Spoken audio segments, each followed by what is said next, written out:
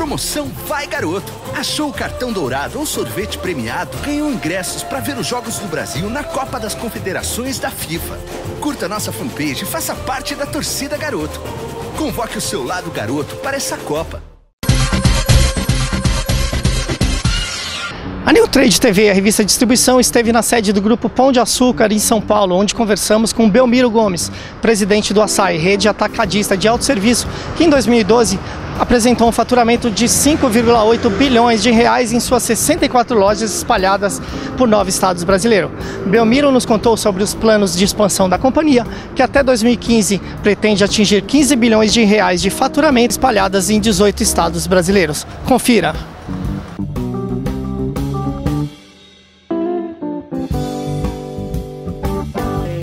Vocês fizeram a reestruturação na operação ano passado, vocês estão com 64 lojas em 9 estados, né? Perfeito. Vocês tiveram um faturamento de 5,8 bilhões, crescimento de 18,5%. E nos próximos 3 anos, se não me engano, vocês vão abrir mais 60 lojas, é isso? Sim, são previstas em 2013, 14 e 15 mais 60 unidades para esse triênio. Mais 60 lojas em 38 cidades, é isso? Em aproximadamente 38 municípios. Nesse momento a gente está muito forte na expansão a nível nacional. Então até outubro do ano passado nós operávamos em 6 estados brasileiros. Em junho desse ano a gente chega a 12 estados. Então nós tivemos abertura em 3 novos estados nos últimos 4 meses. E nos próximos 60 dias, inclusive as 3 próximas inaugurações, lojas que estão praticamente prontas, serão em 3 estados novos. Então há uma preocupação nesse momento em tornar a marca do açaí e a presença dele maior a nível nacional. Então entre 2013 e 2014 a gente entra no total, a gente deve passar para operar em 18 estados brasileiros. 18 estados brasileiros? Exato. Tá, e até 2015 serão quantos estados? Até 2015 seriam 18 estados brasileiros. 18 estados brasileiros. Exato. O Grupo Pão de Açúcar opera em 19 estados. Exato. Né? 19 estados. Seriam quantas lojas? Seriam 120 lojas, 124 lojas, Belmiro, ou não? No até total 2015? Seria até 2015 120 unidades, até porque 4 já está considerada das 60. Das 60 unidades. E qual é o foco? Quais são as cidades, quais são esses estados? São as cidades médias e grandes? A gente vê que o mercado de consumo está se expandindo mais nas cidades pequenas e médias do interior do Brasil.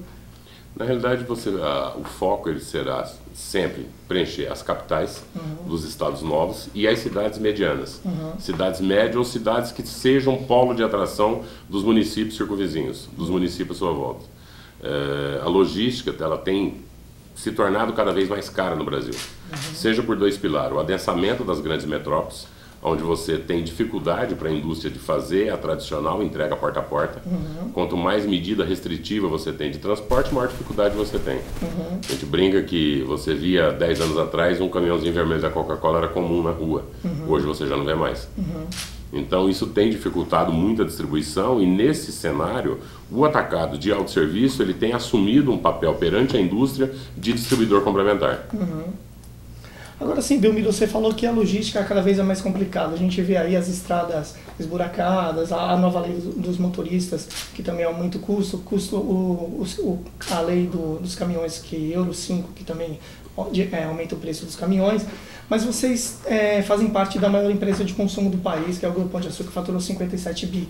Vocês se aproveitam dessa estrutura em 19 estados, dos CDs do Grupo Pão de Açúcar ou não? São segmentos separados dentro da operação? O aproveitamento ele é baixo, uma vez que as novas unidades, o novo formato de loja, ela já nasce com a capacidade de estocagem para ela ser praticamente autônoma a nível de logística. Então, ou seja, tanto a capacidade de estocagem de loja como o abastecimento é feito direto da indústria para uma loja nova nossa. E dessa loja para o cliente. Com isso, você corta uma etapa do meio do caminho que seria o centro de distribuição.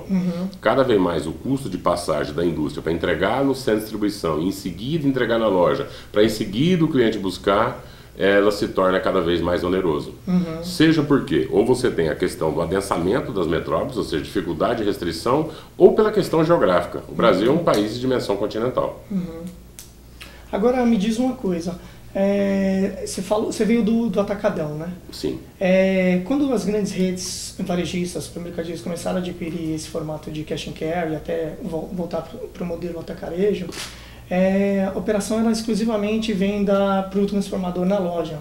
mas aí num segundo momento elas passaram a ter RCAs e ir para a seara do atacadista distribuidor. O Assaí tem esse tipo de RCA na rua, faz entrega em um raio próximo da loja ou não? Não. Toda venda nossa é feita para o cliente que vem se abastecer na loja. Do mesmo jeito que tem sido difícil e oneroso para a indústria entregar porta a porta, também é difícil para os atacados entregar porta a porta. Na realidade, o movimento que a gente vê hoje é se concentrando cada vez mais nos autosserviços e muito menos no atacado distribuidor. O atacado distribuição porta a porta, ele de fato vem reduzindo o seu espaço. Tem ficado muito oneroso para fazer a entrega. Tá, agora você falou que você veio do Atacadão, faz quanto tempo que você está no Grupo Pão de Açúcar, no Assaí? No Assaí eu entrei em outubro de 2010, faz 2 anos e meio. 2 anos e meio. 2 anos e meio. Tá, e vocês acabaram de fazer uma reestruturação, não sei se terminaram já, que vocês reduziram 30% do sortimento, 30% do sortimento foi renovado, e vocês estão diminuindo o custo operacional, é isso? Sim, há o custo operacional das lojas, que é a base para esse modelo, uma vez que meu preço de venda ele é o custo de aquisição do pequeno comerciante. Então eu brinco, meu preço de venda é o CMV dele. Ou seja, quando você opera no mercado atacadista, aí seja por distribuição porta a porta, seja do autosserviço, seja no autosserviço, você tem um cliente que vai te analisar o preço de cada item separadamente. Tem 2 tipos de comerciantes. Tem o que olha cada preço separadamente e tem o que vai quebrar. Por quê? Porque para ele isso é extremamente importante. E o preço de venda do atacado, na realidade, ele é o quê? Uma resultante da soma do teu custo operacional de loja mais a tua necessidade de margem para manter a empresa saudável. Então, obviamente, o setor busca uma eficiência, uma diluição de custo e uma redução constante da despesa. Dentro dessa busca que foi feita essa alteração no sortimento. Na realidade, a gente fez uma redução de 9.000 para 7.000 SKUs em média. Só que foi 9.000 retirado 4.000 e acrescido novos outros 2.000. Para tornar o Assaí tanto mais assertivo e o sortimento mais assertivo, porque a gente chama de 4 públicos. Nós temos o público hoje do comerciante que é dividido em 3 tipos de comerciante. Você tem o comerciante que compra para revender, que é o tradicional revendedor. Então, ou seja, ele vai pegar um produto, não vai transformá-lo, vai simplesmente colocá-lo à venda. Você tem o transformador, que é aquele que utiliza o produto como insumo, como parte de uma receita, numa transformação, seja para confecção, seja para fazer uma refeição ou qualquer outro produto. E você tem o chamado utilizador. O utilizador seria as escolas, creche, igrejas. São Paulo tem 40 mil igrejas. Aí todos eles precisam o quê? Papel higiênico, copo descartável, produto de limpeza, ou seja, ela é uma entidade de pessoa jurídica, mas é um consumidor enquanto pessoa jurídica. E fora isso, você tem o consumidor final também, que cada vez mais tem buscado o segmento em busca de economia. Na medida que as lojas se tornam mais espaçosas, com melhor estrutura, com ar-condicionado, você consegue também, sem onerar custo, oferecer um ambiente mais cômodo para compras desse consumidor a preços muito mais atrativos. Entendi. Em média, em comparação com o supermercado é quantos por cento mais barato para esse consumidor final? Em torno de 15%. Vai depender também da quantidade que ele compra de cada item. Os atacados de autosserviço, de modo geral, eles trabalham com 2 preços na área de venda. Ou seja, um preço para a unidade individual do produto e um preço de um pack virtual ou da caixa fechada. Dependendo da possibilidade dele de abastecimento, ele consegue adquirir e aí essa economia pode chegar até 20%. Agora me diz uma coisa, como é que você oferece todos esses tipos de serviço que você citou agora, ar-condicionado, conforto, estacionamento, consumidor final, conforto de supermercado e preço de atacado, sem aumentar seu custo? Na realidade não consegue chegar no nível de conforto de um supermercado, de um hiper. Não é o objetivo do negócio. Você não consegue, primeiro, a redução do custo ela se dá, o sortimento menor e a não existência de alguns setores encontrados no hiper, tais como padaria, açougue, fatiamento, rotisseria, faz com que teu custo operacional dilua. A questão do ar-condicionado e do espaço mais amplo, ele serve não só ao consumidor final, mas também ao comerciante. Porque o comerciante, no momento de abastecimento, ele também quer ter um ambiente um pouco mais agradável. Na medida que você vai para alguns estados que a temperatura é mais elevada, aí o ar-condicionado ele se torna quase que obrigatório. Quase que obrigatório. Eu vi aqui que vocês foram para o Nordeste, né? Vocês estão em acho que 3 estados do Nordeste, 4 estados do Nordeste. Até 2015 vocês pretendem estar em quantos mais? Mais 4 estados do Nordeste. Quais seriam? Bahia, isso eu já posso falar, porque a gente inaugura a filial de Bahia agora, ou no final de abril ou começo de maio, que é a primeira unidade do açaí no estado da Bahia. Abrimos recentemente a estado da Paraíba, o estado de Alagoas, e a gente vai entrar agora em Sergipe e Rio Grande do Norte, onde a gente já iniciou obras. No Sul vocês pretendem entrar? Que eu vi que vocês não têm loja no Sul. Maringá abre agora no início de maio. Depois, em seguida, Londrina, que é no estado do Paraná. E Rio Grande do Sul? Rio Grande do Sul não há planos nesse momento. Como é que você analisa esse mercado do Sul? O mercado do Sul, primeiro, é um estado que o encarecimento logístico que houve no Sudeste do Brasil, Nordeste do Brasil, Centro-Oeste, é diferente do que houve no Sul. O Sul, ao contrário, ele não teve nem tanto uma expansão econômica tão elevada nos últimos anos. A malha viária desses estados é boa. Não houve um adensamento tão forte das metrópoles, porque a população já tinha carro. Então, ou seja, um dos motivos da grande facilidade do Cash & Carry ter crescido no Nordeste, Sudeste e Centro-Oeste não é o mesmo do Sul do Brasil. Então, o Sul ele é interessante, mas nesse momento as outras regiões são mais urgentes, ou seja, você tem maior carência, maior necessidade de abastecimento, dado o aumento de consumo que teve nessas outras regiões. E por que isso, Belmiro? É a entrada mais fortemente da mulher no mercado de trabalho? É o crescimento da alimentação fora do lar? É o pessoal que está trabalhando mais fora, mais longe de casa? É o trânsito que não faz que as pessoas não almocem mais perto de casa? É uma somatória de fatores, acho que entra toda a somatória. O Brasil vive uma época hoje de praticamente pleno emprego. Tem um fator, uma mudança cultural mesmo, a mulher tem cada vez assumido papéis mais fortes no mercado de trabalho. Com isso, a alimentação fora do lar começa a ganhar mais importância e maior condição também. Com o aumento de renda, um dos itens normalmente que a pessoa agrega também é a alimentação fora do lar. Fora isso, você tem, soma-se ainda, dificuldades logísticas, encarecimento de custo logístico. Soma-se a isso uma atuação muito forte que o Sebrae vem tendo nos últimos anos na educação do micro e pequeno empresário. Soma-se a isso a questão do Simples, seja o federal, seja o estadual, que deu uma desonerada das pequenas empresas, tornando elas livres de um sistema tributário que é extremamente difícil para ser seguido por uma grande empresa e muito maior ainda por uma micro e pequena empresa.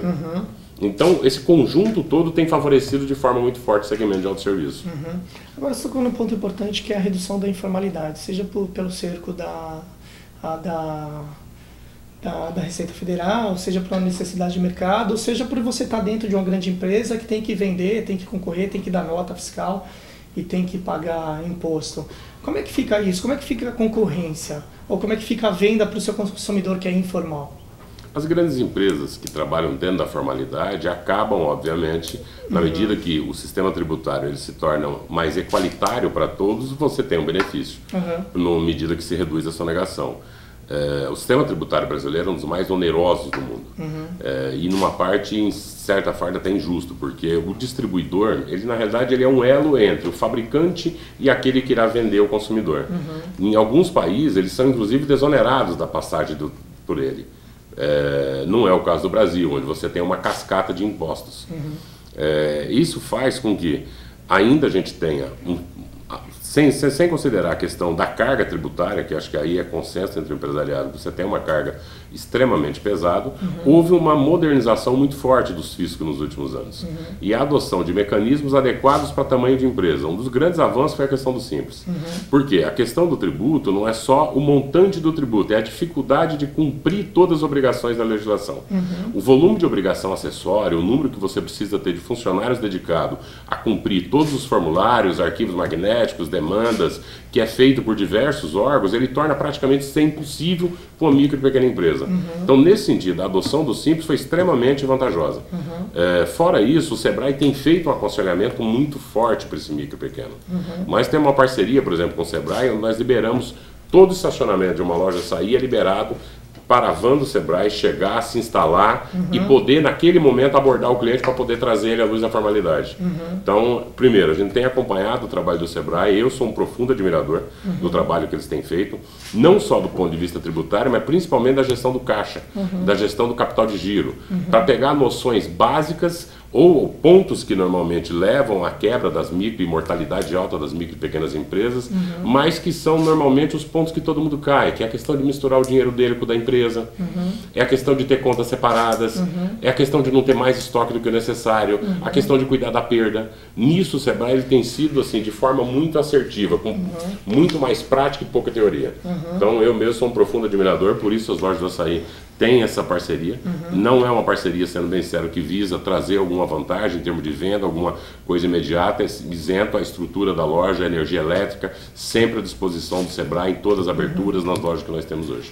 Agora, Bill, você, continuando ainda na questão da assimetria fiscal dentro do Brasil, a alíquota de ICMS de 12 para 7, essa não uniformidade dentro dos estados brasileiros, como é que o Açaí lida com isso, onde ele está instalado? É uma dificuldade, portanto que no início a gente falou de que essa duplicação do Estado faz com que você não tenha que duplicar quase a estrutura de pessoal para se adequar. O Brasil é uma federação. Cada estado tem o poder de fazer a sua legislação do ICMS. Então, isso cria, obviamente, um custo de administração, principalmente de tributos, extremamente pesado. Faz com que você tenha, como se fosse vários países dentro do Brasil. Por outro lado, nós também entendemos que os estados não têm o mesmo perfil econômico. Então, o diferencial de alíquota que existe de um estado para o outro, ele visa, na realidade, equalizar um pouco a distribuição de renda entre os estados ricos, que são os estados produtores, que são os estados do sul e sudeste do Brasil, que reduzem sua alíquota em 7% para os outros estados, por isso que o ICMS tem essa redução. Por quê? Porque você tem uma parte dos estados que concentra a produção e outra parte que concentra o consumo. Então é uma grande dificuldade em qualquer reforma tributária encontrar um ponto de equilíbrio que atenda tanto estados consumidores como estados produtores.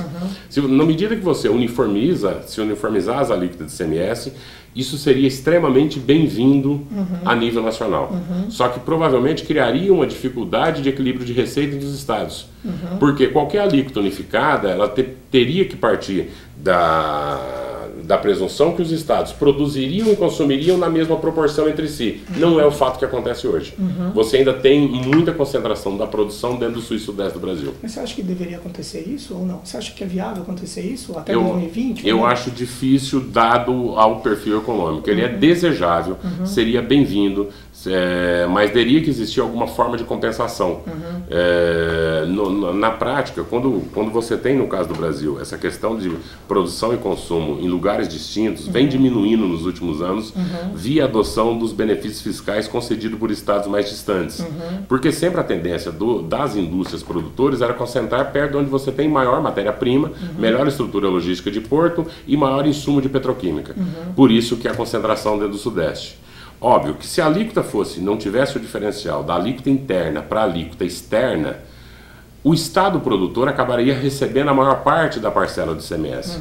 Então o ICMS ele é não cumulativo, ele se abate na operação subsequente, o valor que foi pago para o mesmo outro Estado.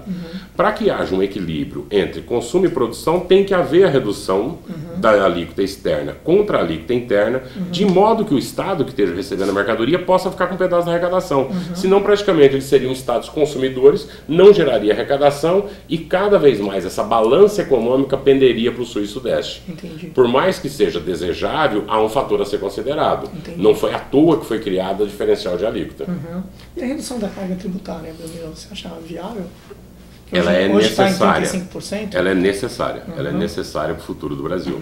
Nós estamos num momento de aumento de renda, isso tem principalmente o mercado de consumo é o que tem feito o crescimento da economia, mas é impossível com o nível de volta de serviço que você tem, imaginar que isso vai sustentar a longuíssimo prazo. Nós temos uma das maiores cargas tributárias do mundo, é um dos países onde o cidadão mais trabalha para pagar impostos. Isso faz com que, na medida que você tem um valor extremamente pesado, essa carga tributária, quando você desconsidera da parcela do PIB, a parcela exportada, ela chega a quase 40%. E ainda em itens que são considerados itens básicos. É absurdo você ter que arcar com um tributo, por exemplo, de energia elétrica na casa de 40%. Para uma unidade que muitas vezes você está simplesmente usando energia como para iluminar a sua loja, para poder usar na refrigeração, ou seja, ela é extremamente agressiva. Agora, assim, você acha que isso é uma utopia ou você acha que isso é viável? Porque eu tive um evento, até que o Pão de Açúcar faz parte, que é o grupo do IBV, que foi pedido a redução da carga tributária e a diminuição de impostos, até a criação do IVA, né? E a diminuição acho que em 5, em 10 anos para sei lá, 18%, 19% do PIB. Você acha que isso é viável ou é só uma reivindicação dos empresários que acho que não se concretiza? Ela é necessária, acho que ela é desejável hoje por toda a sociedade, mas ela é difícil de ser executada. Ela é difícil de ser executada porque o problema não é o volume que se arrecada, é o volume que se gasta. Obviamente que qualquer redução de carga ela vai partir para uma redução de gastos públicos. Na medida que o gasto público é elevado, na realidade a carga tributária ela só acompanha o gasto público.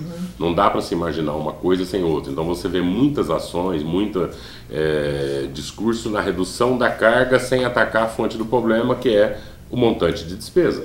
Se o montante de despesa do governo manter-se no mesmo patamar, não vai haver espaço para uma redução de carga. Entendi. Agora, voltando a falar do público do açaí, que são os transformadores, os pequenos e médios comerciantes e os utilizadores, né? Como é que se divide isso dentro da operação? Porque hoje em dia a gente ouve muito falar de atacarejo, né, tal, consumidor final 60-40, uns 80-20, ou consumidor profissional 80-20. Como é que é essa relação dentro do açaí? Na realidade, você faz alguma estimativa, isso varia de praça por praça, é um dado que normalmente a gente não divulga, até porque faz parte da estratégia do negócio você conseguir administrar os dois públicos no mesmo espaço, que são públicos diferentes, com necessidade diferente, com sortimento diferente, e aonde o produto também tem dois preços na área de venda. Um dos maiores erros que se faz nesse segmento é achar que por ser de baixo custo ele seja mais fácil de operar. Então você vê várias iniciativas de rede varejistas que acabam não sendo bem assertivas, até por desconsiderar o segmento. A busca do equilíbrio entre esses dois públicos é um dos diferenciais para o sucesso do negócio. E aí os mecanismos para isso, obviamente, faz parte da expertise de quem administra o negócio. Não é tão simples para operá-lo. E qual é esse diferencial, Belmiro? Você é um profissional experiente, veio do Atacadão, você sabe fazer isso muito bem, porque o Atacadão responde, acho que quase 50% da receita do lucro do Grupo Carrefour, e o açaí também está crescendo bastante desde que foi adquirido pelo Grupo Pão de Açúcar. Quais são os diferenciais? Como é que você mescla esse modelo consumidor final, transformador, utilizador e mercado de food service? Bem, isso é feito dentro do sortimento de produto, a relação entre o preço de unidade e caixa fechada. Obviamente que eu vou ser genérico nesse texto, a fórmula jamais se poderia ser dita, mas é feito dentro exatamente do sortimento, por isso a adequação que o açaí passou pelo sortimento, a relação entre o preço de caixa e o preço de unidade, e a questão do custo operacional. Tem 5 ou 6 fatores que, somados ele, tornam uma loja ou não assertiva para o modelo de autosserviço. Agora você falou que vocês reduziram o número de sortimento, quer dizer, o 30% do sortimento foi renovado, mas vocês não reduziram o mix, melhoraram o mix. Não, teve uma redução de 9 para 7, mas foi 9 menos 4.000 SKUs, que reduziu para 5, 5 mais 2.000 que foram incluídos, voltou-se para 7.000 SKUs. Mas melhorou o valor agregado para vocês ou melhorou o nível de serviço? Você falou que melhorou a padaria, a padaria não, a gente foi fechou, eliminamos esses setores. Por exemplo, a padaria, elas foram todas encerradas no açaí, todas as padarias foram fechadas, e o espaço onde funcionava uma padaria, ela foi transformada em câmara fria. Com isso eu consigo receber, por exemplo, o frio direto em loja, sem ter que passar por uma câmara central, é uma redução de custo. E outra que eu tenho, uma padaria dentro da loja, causava inimizade até com o meu cliente que tem uma padaria. Imagina a tua sensação, você sendo dono da padaria, eu me propondo a te abastecer, e você entra dentro do açaí e encontra também outra padaria. Ou seja, a gente imaginava que isso gerava um conflito e trazia uma despesa que não era necessária para a operação. A padaria também não era assertiva para o comerciante, ou seja, não é o comerciante que vai lá comprar o pãozinho, é a dona de casa. O consumidor final, ele não é o foco principal desse negócio. Ele acaba sendo um público extremamente importante, ele é parte extremamente importante da venda, é necessário para equilibrar o negócio, mas o que se busca é a compra de abastecimento dele, e não aquela compra do dia a dia. Tanto que o número de checkouts de uma loja em relação ao metro quadrado é muito diferente do hipermercado. Senão você teria as mesmas bases de custos operacionais. Você ampliou a área de estoque também ou não?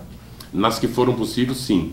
Principalmente as lojas do novo formato da área de estoque foi extremamente ampliada. Enquanto a área de venda praticamente duplicou, a área de estocagem ou a área cúbica total ela foi praticamente quadruplicada. Na medida que as novas unidades ela tem 7,5 de pé direito de vão livre, e você acaba usando a própria área de venda como área de estocagem. O porta-pallet dentro da loja, por quê? Para você ter capacidade de estocagem direto da loja e cortar uma etapa da logística. Agora sim, Belmiro, como é que funciona essa inteligência que você acabou de falar, de você vender não ter um conflito de canal com o seu cliente, que seja o pequeno varejo, seja o restaurante, seja o bar, para não vender os mesmos produtos que ele já vende, que ele vai oferecer para o mercado daquela localidade que a loja dele está instalada? Isso é feito na diferença dos dois preços. Na realidade, os dois preços na área de venda, ou o preço da embalagem maior, aqui no Brasil, ela é uma adaptação que seria do mercado americano das grandes embalagens. Quando você olha o mercado dos Estados Unidos, a maioria dos produtos você tem sempre uma embalagem institucional. Você tem um shampoo lá de 1 litro, você vai ter um creme dental de gramatura maior, você vai ter embalagens feitas. Só que a indústria americana ela já tem escala tanto da embalagem menor como da embalagem institucional. Esse fato não ocorre no Brasil. No Brasil, muitas vezes, para a indústria produzir um produto institucional, dada a quantidade ainda que é baixa, o custo final dele seria maior do que o individual. E o consumidor também, mesmo o consumidor, seja aquele que compra ou o meu cliente que vai revender, ele também tem restrição, por exemplo, pegar um shampoo de 1 litro, que seria muito mais econômico, inclusive. Então, a partir essa quantidade de atacado foi feita exatamente para se contrapor a isso. Uma das maneiras que tem para minimizar esse conflito nos dois públicos é falar, olha, eu tenho dois preços diferenciados. Se o consumidor quer fazer o papel de um comerciante, ou seja, comprar uma quantidade maior, ele é bem-vindo. Então, isso diminui muito os conflitos que poderiam existir. Agora, Belmiro, como é que você faz para capacitar você falou até na parceria com o Sebrae, que o estacionamento é liberado para o Sebrae colocar um carro lá. Como é que funciona o oferecimento de capacitação, treinamento para o seu cliente profissional? Não há, o Açaí ainda não tem nada específico para o cliente comerciante. Tem específico questão da formalização, é isso ou não? Questão de informação para o cliente profissional, para ele estar melhor no negócio dele, seria isso ou não? Não possui nada nesse sentido ainda. Mas pretende ter? Pretende ter, principalmente quando com ampliação, ou seja, você precisa também ter uma estrutura e ter uma presença a nível nacional, até porque o custo de um projeto desse, ele precisa ser diluído. E o foco nesse momento, assim, nem tudo que dá para fazer você consegue fazer ao mesmo tempo. O Açaí está muito focado, o time do Açaí está muito focado nesse momento em expansão. Expansão. São as três principais palavras nesse momento. Dado que a expansão que ela vem, além de ser uma expansão agressiva pelo número de lojas, que é você praticamente dobrar o número de lojas e triplicar faturamento, a quantidade de estados ela impõe uma dificuldade maior. Uma coisa é você vai fazer uma duplicação em 3, 4 estados brasileiros, outra coisa é uma duplicação saindo de 6 estados para 18 estados brasileiros, com mercados diferentes, necessidade logística diferente, relacionamento com a indústria diferente. Então, ou seja, não dá para você analisar o mercado brasileiro de uma forma só. Ou seja, até 2015 vocês vão ter 60 novas lojas em 18 estados brasileiros. Exato. E vão faturar 15 bilhões de reais, é isso? É isso. E de que maneira vocês vão atingir esses resultados? Como é que vocês vão se relacionar com as indústrias? Como é que vai ser o relacionamento nesses novos estados? Como é que vocês estão preparados para a concorrência regional, local, até nacional das lojas que estão instaladas nesses estados? Primeiro há um conhecimento já sobre o mercado que vai ser adquirido, sobre o mercado que a gente vai estar entrando. O grupo está investindo de forma muito forte no crescimento do Açaí. Então, obviamente, que o investimento é a base para esse crescimento. Nós temos um time extremamente conhecedor do segmento que a gente opera, um excelente relacionamento com a indústria. Dado as últimas, por exemplo, os últimos 3 estados que a gente abriu, o Açaí foi muito bem recebido. E muito bem recebido, tanto pelos comerciantes, como consumidor, como fornecedores. Principalmente porque a parceria e o tratamento com o fornecedor, a gente enxerga que nosso papel é ser o distribuidor complementar. É difícil para a indústria hoje, seja grande, pequena, média indústria, fazer a distribuição porta a porta. Na medida que ele tem a possibilidade de colocar o produto numa loja do Açaí, ele tem uma multiplicação de ponto de venda extremamente elevada. E ele não precisa fazer tanto esse investimento em logística. Porque é muito difícil você imaginar que com o cenário de distribuição e logística que está se desenhando nos próximos anos no Brasil, toda indústria tem a sua malha de entrega, toda indústria tem o seu pessoal de venda, toda indústria tem, ou seja, para atender micro e pequenos clientes. Então a indústria ela vai até um certo ponto da cadeia de distribuição. De um ponto de distribuição para esse micro e pequeno empresário, e o Brasil é um país de empreendedor, o atacado assume esse papel. Você falou que o atacado assume esse papel de distribuidor da indústria. Complementar da indústria, né, Belmiro? Agora, assim, você trabalhando no atacadão, e assim, a gente sabe, sempre o atacado de cash and carry, chamado atacaré, sempre foi o patinho feio da distribuição. Né, sempre foi renegado tanto pelos distribuidores como pelos varejistas. Até o Abílio Diniz, em um determinado momento, que é o presidente do Conselho de Administração aqui do Grupo Pão de Açúcar, falou que era contra o atacado, até que depois ele deu o braço a torcer e comprou o Açaí. Hoje em dia não é mais o patinho feio, não. Hoje em dia é a menina dos olhos, junto com as lojas de pequeno formato. Como é que está isso dentro da operação do grupo e do mercado de consumo? Eu comecei no ramo de atacado de entrega, na verdade, embora a experiência profissional foi exatamente na distribuição.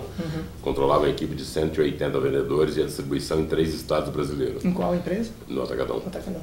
E aí eu vi o encarecimento do custo logístico, acompanhei essa migração da distribuição para as lojas de autosserviço. O modelo, obviamente, que eu tenho a crença que vai prevalecer é o modelo de autosserviço. Onde você deixa, praticamente, você passa a fazer o papel para o comerciante do seu centro de distribuição. Na realidade, você acaba exercendo, quando você analisa, para os comerciantes que estão à sua volta, e aí cada loja tem sua raio de influência, como um ponto de abastecimento rápido, onde ele também consegue se abastecer exatamente da quantidade que ele precisa. Até pouco tempo atrás, uma das maiores dificuldades que fazia a maioria da quebra das micro e pequenas empresas era exatamente administrar o capital de giro, ou seja, administrar a quantidade de estoque. E para a maioria de quem fazia o porta a porta, seja os atacados, seja a indústria, tem a questão do pedido mínimo. Ou seja, precisa ter um mínimo de compra para justificar a parada de um veículo ali para fazer a entrega. Sem fornecedores, sem veículos entregando. Tudo isso foi substituído para ele vai num único local e pega a quantidade que ele precisa. Então hoje é possível que o cidadão vá numa loja de autosserviço e ele tem no seu sortimento, por exemplo, uma azeitona recheada, que antigamente não podia, ele compre 6 unidades para colocar lá na padaria dele. Até então ele precisaria comprar uma caixa com 24 ou até 48 unidades. Isso vale para uma série de produtos. Então, ou seja, você olhar na medida que, primeiro, o próprio consumidor dele também tem anseio por novos produtos, ele precisa fazer uma ampliação do sortimento. Ora, se essa ampliação do sortimento viesse acompanhada com a mesma quantidade que ele precisaria comprar anteriormente, o capital dele não aguentaria. Entendi. Então, acredito que um dos grandes fatores de sucesso também para o micro e pequeno empresário é contar com uma loja próxima para ele se abastecer rapidamente. O atacado distribuidor, por sua vez, ele tem enfrentado exatamente o encarecimento do custo logístico e o endurecimento das relações entre os estados na questão tributária. Seja com a adoção da substituição tributária. A substituição tributária ela foi, digamos assim, talvez a grande pedra no atacado de distribuição. Ela tem quase estar jogando praticamente uma pá de cal. Por quê? Na medida em que o governo presume que na saída da indústria, o produto será comercializado dentro daquele estado e já retém todos os impostos das operações subsequentes no recolhimento da fábrica, ele inviabiliza as grandes operações a nível Brasil, de você ter um mega centro de distribuição para entregar em estados próximos. Agora, imagina se vai ser possível, como a substituição tributária ela vem avançando de forma sistemática nos estados, o cidadão ter um CD em cada estado do Nordeste. São raios curtos de distância, deveria talvez um único ponto de distribuição e aí sim pagar a substituição na medida que saísse para cada estado.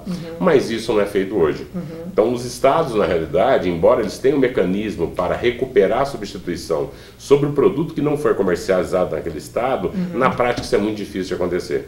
Uma vez que o produto sai da indústria aqui para São Paulo, ele está retido até o consumidor final. Para que um atacado distribuidor daqui de São Paulo fosse entregar no Paraná, ele teria que pagar uma nova substituição tributária para o estado do Paraná, arcar com o custo financeiro e pleitear junto ao fisco paulista o ressarcimento. Muito difícil de acontecer. Então, assim, na sua visão, as empresas varejistas e atacadistas vão ter que repensar o modelo de negócio e partir para o atacado de autosserviço ou para os que funcionam, a loja já funciona como o estoque dos pequenos comerciantes da região, seria isso? Esse movimento já vem ocorrendo, né? Acho que já vem, o que a gente vem enxergando nos últimos anos é uma dificuldade da distribuição. dado os faturamentos dos players dos setores, e uma ida para o atacado de autosserviço. Isso há várias iniciativas regionais principalmente, mas ainda também um segmento novo no Brasil. O boom do atacado de distribuição, do atacado de autosserviço, ele vem dos últimos 8 ou 10 anos para cá. Ele ainda é um segmento novo, com dificuldades de operação, com dificuldade da convivência dos dois públicos, de gerir a relação com o fornecedor, do sortimento que vai ser trabalhado, dos dois preços, de administrar. Ele parece mais simples, mas não é. É volume, preço, rentabilidade e custo, né? Você tem que mesclar tudo isso. Tem que mesclar tudo isso, e público. E público. Porque não dá para você também no atacado de autosserviço viver só do consumidor, porque aí você vira um hiper, ou um mercado. E também não dá para viver só do comerciante, porque aí você não precisa de uma loja, você montaria um atacado puramente simples. Esse equilíbrio entre os dois públicos, o equilíbrio dos dois preços, o equilíbrio do sortimento, o equilíbrio da relação dos fornecedores são as grandes dificuldades para operar o ramo. Como é que você vê esse novo momento do mercado de consumo brasileiro, Belmiro? Tanto na questão de que as redes varejistas, as empresas atacadistas distribuidores que atuam no mercado de consumo, elas têm que repensar os modelos e os formatos, tipo, dos grandes hipers, do atacado de entrega para as pequenas lojas, para o modelo de atacado de autosserviço, o famoso cash and carry, ou atacarejo. Como você vê isso? É um momento que a gente tem um momento de transformação hoje, né? O crescimento econômico dos últimos anos, a venda de veículo, o aumento de poder de compra, tem levado naturalmente a essa mudança. Então, ou seja, nós estamos num período de ajuste. Eu acredito fortemente no fortalecimento, seja do atacado de autosserviço, ele ainda tem espaço, ele deve crescer ainda muito forte no Brasil, e dos mini mercados, ou seja, de você ter os grandes pontos de abastecimento e o mini. Quando você observa, por exemplo, o mercado americano, a operação que mais cresce é exatamente a do cústico, que nada mais é que um grande atacado de autosserviço. Agora, você falou do cústico. Você vê entrantes internacionais no Brasil nos próximos anos ou não? Eu acho difícil ainda, por mais que o mercado tenha se tornado aí no Brasil, é um dos grandes mercados, um dos poucos com a crise europeia e ainda a retração do mercado americano, retração econômica em vários países. Há uma consciência dos grandes players que é difícil operar dentro do mercado brasileiro. Dado ser um país de dimensão continental, a questão tributária, questão de mercado, consumo, expertise, operação, não é fácil a entrada dentro do país. Tanto é que as grandes redes varejistas foram buscar dentro do um mercado específico, dentro do mercado atacadista, né? Exato. Do que montar a própria operação. O que você observa de montagem, eles são iniciativas normalmente de varejistas regionais, que tentam normalmente operar uma loja do segmento. Agora você falou que a questão tributária, até a questão dos custos regionais, dificultam a operação nacional dos atacadistas distribuidores, né? Ao mesmo tempo você faz parte de uma grande rede varejista nacional. E você tem os atacadistas regionais e os varejistas regionais dentro dos locais. Como é que você vê isso no futuro, daqui a 5 anos? Essa concorrência regional? E você vê operações regionais, até essa expansão agressiva, você dilui o custo dentro dessas regiões e opera como um varejista regional ou não? Você opera como um player regional, obviamente que você crescer te gera reduções de custo e ganho de escala. Agora, sempre vai ter o player regional, sempre terá tipicidades, sempre terá comportamentos que vão favorecer o regional. Sempre vai ter as grandes empresas procurando, obviamente, ganhar participação em outros estados e players também regional crescendo, né? Isso é cíclico quando você observa em vários estados brasileiros. É difícil prever como vai estar daqui a 5 anos, mas uma das coisas que eu tenho a plena convicção é que o atacado de autosserviço vai estar muito mais fortalecido.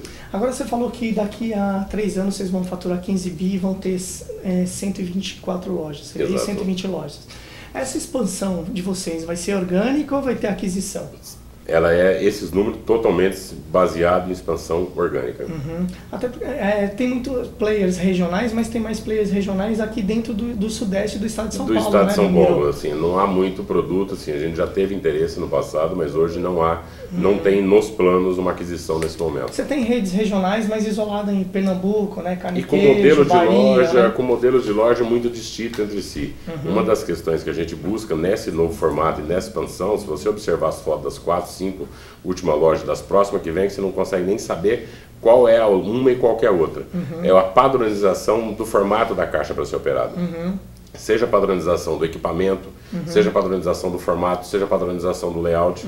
Isso faz com que você consiga diluir custo também e ser um pouco mais assertivo dentro dentro do território brasileiro. O que você diferencia? Simplesmente o sortimento, para se adequar para cada operação. Agora, Belmiro, ao mesmo tempo que você tem que diminuir seus custos, reduzir o custo operacional, você tem que aumentar a margem do EBITDA e gerar valor para o acionista, já que você faz parte de uma companhia de capital aberto. Como é que você faz isso no dia a dia? Que você tem um acionista lá a cada 3 meses querendo resultado, e você fala para ele esperar ou não? Como é que fica isso dentro do grupo? Obviamente que mesmo essa transação ela é galgada ainda e também dá retorno para o acionista. A relação do atacado também é um pouco diferente, porque a margem EBITDA, na realidade, ela é uma linha antes dos custos financeiros. Uma das grandes vantagens do atacado de autosserviço é que você não tem concessão de prazo. Então, pós o EBITDA, o custo financeiro que você tem para operar, o próprio capital de giro, ele é extremamente baixo. Então, você converte muito EBITDA em LAIR. Com isso, o ROCE do negócio se torna mais atrativo para o acionista. Quando se olha em percentual EBITDA, jamais um percentual EBITDA do atacado será superior ao percentual EBITDA de uma rede varejista. Agora, o que é verdadeiro para o EBITDA não é verdadeiro para o LAIR ou para o lucro líquido, e muito menos para o ROCE. Por quê? Quando você faz o ROCE sobre a operação de atacado, o fato de você ter uma menor quantidade de equipamentos, seja de padaria, açougue, rotisseria, o investimento também para uma loja dessa é menor e os custos, principalmente de manutenção dessas lojas, são muito menor. Você usa um piso industrial de alta qualidade, tem muito mais da operação galgada em cima de equipamentos, ou seja, da empilhadeira, seja do porta-pallet, seja em cima do carrinho hidráulico, seja em cima de outros equipamentos. Então a operação ela é muito mais automatizada. A venda por headcount é muito maior no ramo de atacado do que no varejo. Como a gente vem com a elevação de custo de mão de obra no Brasil, cada vez mais isso também se favorece o segmento. Agora, como é que você analisa a concorrência, e principalmente a concorrência aqui dentro do Sudeste, a concorrência regional? Belmiro, estão passando até em Jurubatuba esses dias ali, tem uma loja do açaí e do lado estão montando uma do Roldão. Como é que você analisa a concorrência regional? Ela é saudável, ela é sadia, ela faz vocês acordarem mais cedo? Sempre. A concorrência faz todo mundo acordar mais cedo, né? A concorrência ela faz de modo geral. O que você observa ainda é que praticamente tem poucas empresas no segmento com, digamos assim, com know-how para operar a nível Brasil. Então o que a gente deve enfrentar daqui para frente são players regionais, ou seja, vários players pequenos e regionais. Você observa que mesmo as redes daqui de São Paulo, que é onde o segmento tem maior número de empresas do modelo, essas empresas têm resistido e têm receio de ir para fora de São Paulo. Obviamente que isso como estratégia é temerário, até porque na medida que a gente cresce, a gente está indo para um caminho contrário. Se fortalecendo a nível Brasil, por quê? Na medida que você se fortalece em vários estados, se você precisa ser mais competitivo amanhã ou depois num estado somente, mesmo que seja um estado forte igual São Paulo, você tem condição porque você não está afetando todo da sua operação. Agora, como é que você analisa a operação do açaí dentro do Grupo Pão de Açúcar e daqui a 5, 10 anos, dentro da companhia? Bem, a importância. O grupo ele tem enxergado o crescimento do segmento, tanto que por isso que fez a aquisição do açaí. O grupo entendeu que esse formato que a gente segue agora, que foi ajustado no ano passado, ele é o mais assertivo para a expansão a nível nacional. É a bandeira do grupo que vem apresentando os maiores crescimentos. O ano passado foi um ano de planejamento para a expansão, então o crescimento não foi tão agressivo. Mesmo sendo não agressivo, foi quase de 20%. No ano anterior foi de 32%. Mesmo com essa base, esse primeiro trimestre, a gente já cresceu 28% em relação ao ano anterior. Mesmo as lojas, é quanto o crescimento do Miron? Ou vocês não têm esse resultado? A gente tem a divulgação. Mesmo as lojas, ele vem em crescimento real nos últimos 2 anos, já descontado a inflação de 22% no açaí. Então a mudança no modelo foi extremamente bem assertiva. Então nós tivemos, depois aí teria que lembrar o número, porque há um número com a inflação, que é o crescimento nominal, e o real descontado a taxa de inflação, mas ele é superior a 20 em 2 anos. Então nesse agora é o momento que a gente parte para a expansão. Feito esse crescimento mesmo as lojas, entra num período agora muito forte de expansão. Nesse momento eu tenho 9 lojas sendo construídas, são praticamente 100 mil metros quadrados de construção em andamento. Em quais estados? Você falou acho que 4 estados, acho que isso. Tem construção sendo feita nesse momento em São Paulo, Mato Grosso do Sul, Paraná, Bahia, Ceará e Pernambuco. Tá. E você falou que essa... Rio de Janeiro. Em Rio de Janeiro. Tá, vocês têm uma marca exclusiva focada apenas em transformador, é isso? Quanto que representa do negócio de vocês? Quanto que deve representar daqui a 2 anos? Não divulgamos. Mas são quantos produtos no mix? Não, isso não divulga. Também O transformador mas tem importância primordial, seja na rentabilidade, seja na fidelização dos clientes? Extremamente importante, extremamente importante. Agora esse percentual, assim, porque até não divulgar não é nem tanto por segredo, porque ele varia de uma região para outra. Você mora onde? Eu moro na Vila Romana. Aqui em São Paulo. Quantos dias você almoça em casa na semana? Nenhum. Se você morasse em Bauru? Todo dia ainda colocaria o pijama. Então, ou seja, o food service, ele varia muito de região para região. Se você morar em Salvador, você não almoçaria nenhum dia em casa. Se você morasse em Feira de Santana, você almoçaria em casa. Então, obviamente que essa participação, ele muda também conforme o mercado. Se eu depender só do restaurante em Bauru, por exemplo, ou Araraquara, ou Araçatuba, cidades que a pessoa tem condição de almoçar em casa, o modelo não seria tão assertivo. Agora, essa expertise, esse know-how, Belmiro, você trouxe do Atacadão ou você troca figurinha com o pessoal do Pão de Açúcar? Claro que você deve trocar, que faz isso muito bem. Na questão da onde a loja está instalada, o mix ser de acordo com o que aquela região busca, o que aquela região consome.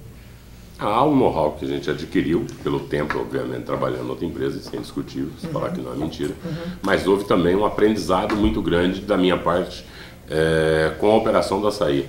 Até porque o açaí opera lojas menor. Então isso também a gente adquiriu o conhecimento de operar lojas de menor tamanho de área de venda. Então nesse momento, como é favorável, a gente vai seguir com um tamanho de loja maior, com um novo formato, mas há uma expertise no dois formatos e aí obviamente você tenta juntar o melhor dos dois. Entendi. E há também uma troca de informação com o grupo sobre localização, sobre sortimento, relação com o fornecedor. Embora a gente administre os negócios do varejo e o atacado de forma separada, há obviamente uma troca de informações. Há uma sinergia que se busca no que é saudável para os negócios. Qual é o futuro do mercado de consumo daqui a uns 5, 10 anos, Belmiro? Porque assim, há 5 anos, você tinha as companhias supermercadistas, as companhias atacadistas. Daí depois, até o Pão de Açúcar foi comprando postos de gasolina, atacado, né? Acredito que a multicanalidade vai estar cada vez mais estabelecida. Você vai ver um grupo operando vários formatos, vários negócios, vários modelos, vai atender vários momentos de compra do consumidor. Não acredito mais que o seu segmento fique em empresa só varejista, só atacadista, só de postos. Acho que a multicanalidade ela veio e deve ser ampliada. Especificamente o canal atacadista distribuidor, como é que você vê? Você vê mais a regionalização, as empresas nacionais perdendo mercado e perdendo... E as empresas cada vez mais profissionalizadas, porque eu tô falando de um setor que você sabe é muito familiar, né? Mas hoje em dia você já tem executivos profissionais. Como é que você vê daqui a 5, 10 anos? Eu acho que ele vai ter mais profissionalização ainda e mais nacionalização. E a concorrência? Como é que vai ser o filtro nesse setor, nesse mercado? Vai se dar com players nacionais em vários estados. Vai ter várias frentes de batalha com o mesmo inimigo, não, o mesmo concorrente em vários locais distintos. Eu queria só que você falasse seu currículo um pouquinho, Bruno. Quantos anos você tem, sua formação? Eu tenho 41 anos, eu trabalhei 22 anos no segmento, na verdade agora 25, de 88. Faço 25 anos no segmento, comecei a trabalhar muito jovem, com 13 anos de idade. Era o que a legislação na época permitia, a gente vem de origem humilde. A maior parte da formação ela vem do know-how, do aprendizado, do fato de ter trabalhado muito tempo com atacado de entrega, com atacado de autosserviço, ter assistido essa mudança de cenário, período ainda da inflação, que a gente acompanhou, o processo de própria venda do atacadão para os players, na época que eram 3 players varejistas interessados. Então isso tem uma somatória, acho que, do know-how. O grande meu know-how não vem da parte da educação tradicional, ele vem do trabalho, do mercado, do dia a dia, de experiência, de acertos e de erros, como todo mundo. Como todo mundo. E acho que aí isso junta. Com um pouco também a gente mantém sempre uma cultura muito de trabalho, muito forte, de humildade, de envolvimento do time, da equipe. Dentro dos negócios do pão, o ano passado, o que teve o melhor percentual também de engajamento das pessoas, mesmo com crescimento, com ajuste grande, foi exatamente a parte do açaí. A gente tem mantido o time muito unido, motivado, empolgado, ou seja, determinado a crescer, até porque a gente está no momento extremamente saudável, que é um momento de crescimento, e momento de crescimento é onde se abre oportunidade dentro da empresa. A pior coisa que tem é quando você está num momento que a empresa não cresce. O cidadão só é promovido se o chefe morre ou perde as contas. Né? No momento que você cresce, você abre grandes oportunidades.